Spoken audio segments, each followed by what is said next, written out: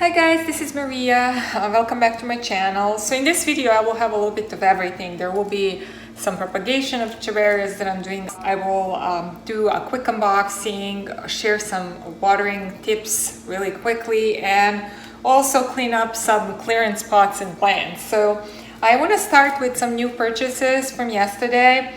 I found this in TJ Maxx and it was in clearance section for $4. Now this is totally not my style, guys. Definitely not. So I was not interested in this little decoration with roses, but one rose broke and was missing, so that's why they cleared it for $4. I was interested in freeing this vase from these roses and the glued stones and using it as a pot, because pots have been really expensive. I mean, they were always expensive, but since the pandemic, I feel like their prices went even a little bit more up. So, and I'm looking for some more beige, terracotta, or white pots to add to, because it goes well with the colors of my house. So that's what I want to try to clean up. And then this one I found on clearance in Lowe's. Really cool looking pot, right? Look at close up. And this one looks pretty dehydrated, but has a lot of babies. It's actually a really pretty plant. So it will definitely need to be cleaned up from debris, hydrated, and probably not going to keep it in this pot, but I'll figure out what I'm going to do later with that one. So let's start with cleaning this pot. So the first thing that I'm doing is trying to pull these roses out. All right, they came out really easily, so I think I'm gonna put them in my Goodwill bin. Maybe somebody will like them.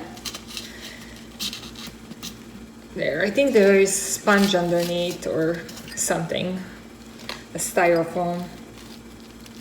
So I'm just gonna see how this is moving. I'm definitely confident this is going to come out, and I'm even thinking to work without the water. Try to see if I can break it.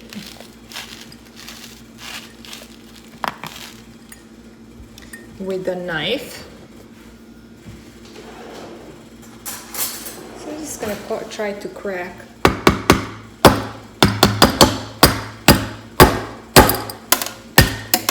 There, some of the pieces are already coming out, and I can see the styrofoam underneath.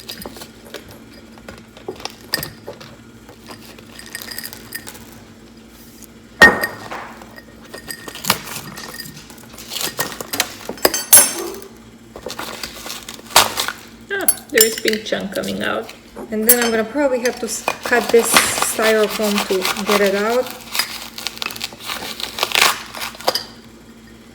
And go directly to trash. So here is how it looks, guys, so far. There is a little bit of glue and styrofoam on the bottom. I'm going to try to still clean it without the water as much as I can. Now I'm going to try to use warm water. A little bit of dish detergent.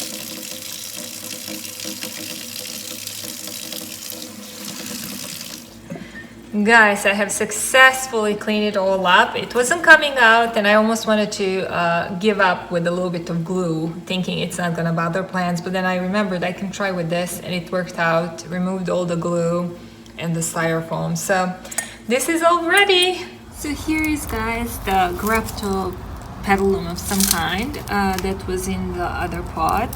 I'm removing debris, and then I'm gonna just hydrate this plant.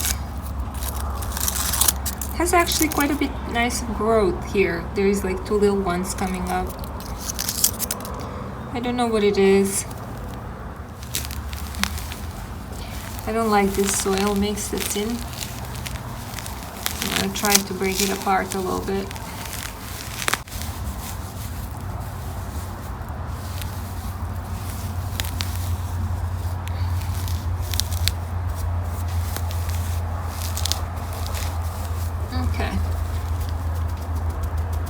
Now this is gonna go to rainwater, And I'm gonna quickly wash this pot. Really pretty. Has some yellow stuff on it, but I don't know if it's just dirty. Hopefully it's not something that's gonna stay.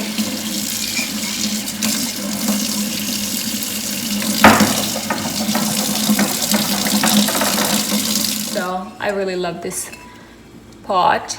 Really pretty. So that's ready as well. If you watched my video from a few weeks ago, I have worked on an arrangement that's similar to this one that was pretty dehydrated. In the same store, I came back and I bought something else. This was also discounted, so I got it. And you can see there is a leggy full of roots, Fred Ives, that actually doesn't have as pink of a color. Then there is all kinds of little things here. There is one of this Pachy, I think it's called Pachyphytum something. There is Gasteria. There is very dehydrated cactus. I have this one actually, but I really wanted to get this because of this one, because mine is not in the best shape and I thought it's cute, and since it was discounted. But there was some other plants in here that completely dried up and died. This was a plant. And then I also got this. It was discounted Haworthia. I don't have this variety, and also has been a little bit dried up, probably needs to be repotted. So yeah, I'll start with working on this one. I think first I'm gonna chop off this Fred Ives because it's all curved. I don't really like how it looks. I'm gonna actually remove these leaves and chop it up even more. Like this is gonna be better. So yeah, that's gonna go to propagation. And then I'm gonna try to pull, there's so many mosquitoes. I'm gonna try to pull this whole thing out.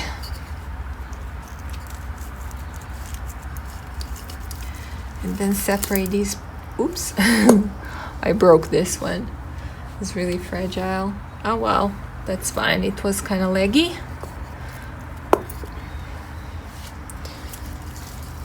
And this one is not that easily coming out.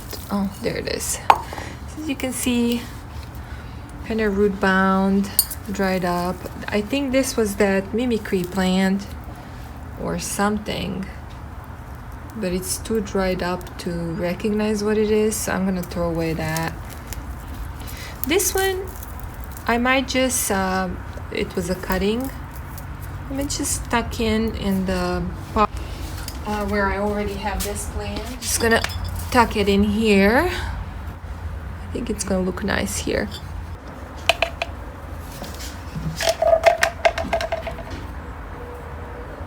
All right, so that one's taken care of. Let's see what we have left here. There is that other, I don't know if this is ghosty or something. I don't know how it's called, but I really like this one. It's cute. And then I have this dehydrated cactus and this Gasteria or Gasterella, whatever it is. And just clean the debris. It has some leaves from other plants. There is like a little baby growing. And these are plants that really can survive a long time without water. This one is really hard to kill.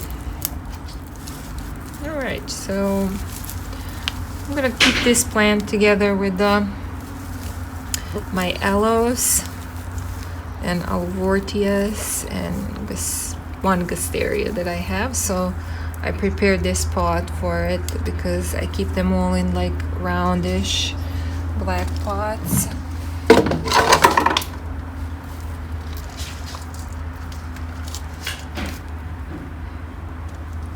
here I'm putting it in there. I don't think this is gonna be really a lot of space for it, but I think it's gonna work. So here it is, guys. It's supposed to rain tomorrow, so I think I'm gonna leave it on the rain, but otherwise it's gonna be on this shelf here. So these little plants that I found in the arrangement, one of them looks like Vera Higgins. I think some of the leaves just fell from somewhere. And I have where I tucked in the cuttings of Fred Ives. I think I'm gonna place some Vera Higgins here. Those little cuttings. There is that other little plant. This looks to me like some kind of ghosty or ghost plant, so it's possible that it's the same thing as this. I don't know. I might put all these together.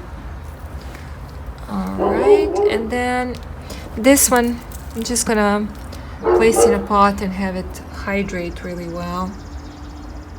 So this one I don't have pot for yet because I would like to put it with the other Hawortias in a white pot, but I decided I'm just gonna clean it up, remove these blooms, stalks that are dry, and the dried up leaves.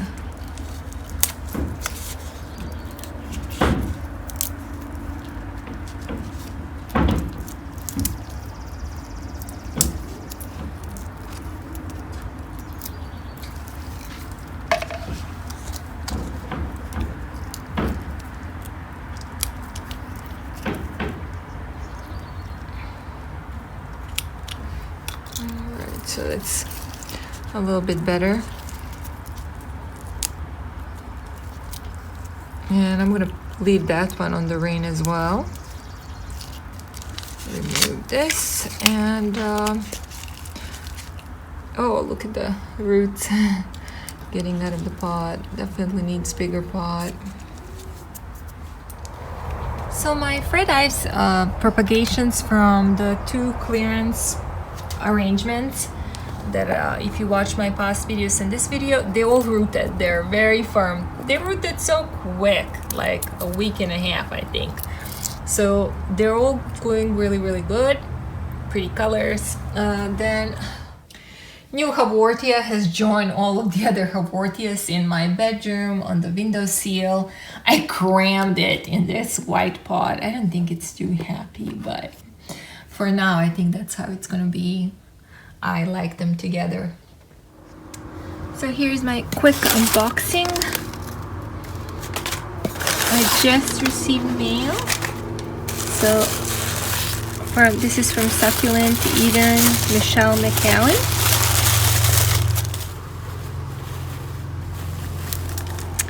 Alright, really excited about this, guys. This is Fred Ives, variegated Fred Ives. So I love Fred Ives, so I really wanted to get this one. So that's one.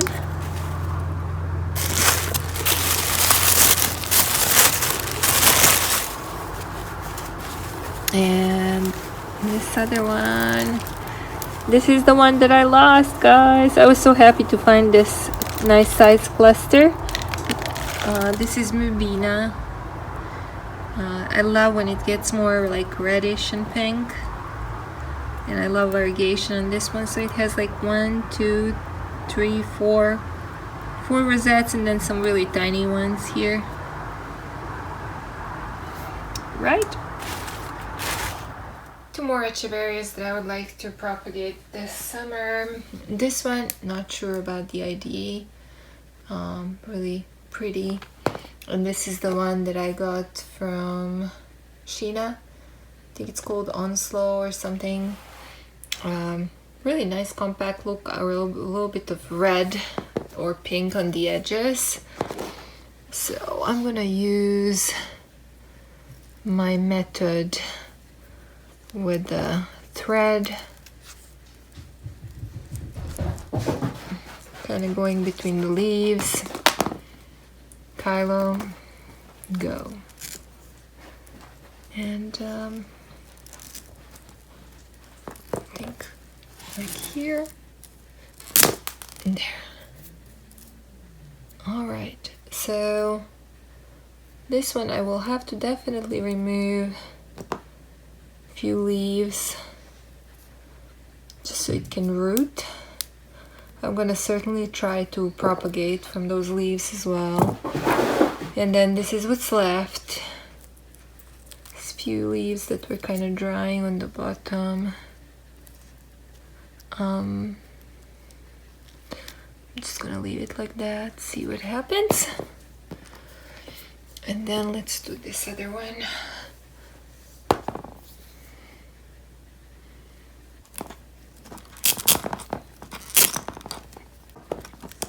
This one must be thick because it was going really hard.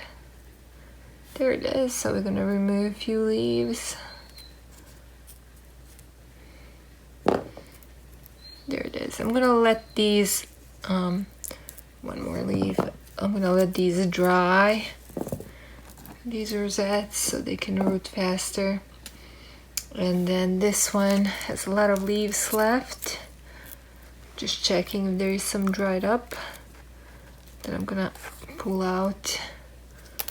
And then we're gonna see what happens with these. Just quickly to show you how this one is progressing. I feel like the rosettes are getting now bigger and many more rosettes are popping, as you can see. So very exciting. And then these guys are getting bigger too. So it's time to water my plants that are under lights, and a lot of you asked to share tips for care and watering of succulents. I'm just gonna quickly show you how I water my succulents that are under lights. I almost always have rainwater or snow water. I'm collecting it, and it is work, but I think that they love it. You can probably use something else if you don't have rainwater. But I like to leave them to dry, and then let's show with this big one here. And then we place them in the water all the way up to this top of the pot. I don't place them completely underneath the water, which I think they would love occasionally to do, but the soil would be all over the place. Even like with this method, I still have some soil and still perlite coming out. And then from top I water it with the rainwater, sometimes even on the leaves, not every time, like that. And then I just hold it like this for about 20 seconds. And then I can feel how heavy it is. It's soaked. And then I just let it drain a little bit in this blue tray that I have here. And then I usually wipe the bottom of the pots and put them back in trays. I like to keep trays clean, but sometimes when I'm in a real hurry, I can water them directly here, and if some water runs, it's not a big deal. So yeah, so that's what I do. And then I just kind of blow the water off the leaves or shake it a little bit. I have that convenient little tool that I got from Amazon, this one. And then I just blow water off of the leaves just so they don't burn, especially not for this one because it's so close to the light, because it's the tallest one. It does take me a few hours actually to water all my plants because I have 300 of them. These here take the most time because I tend to soak them. The ones that are outside, I mostly don't even water those outside because they get rain. And those that I have to water, you know, I can do it fast. I don't have to soak it like this. So hope these tips help. Thank you as always for watching, and see you soon in the next video.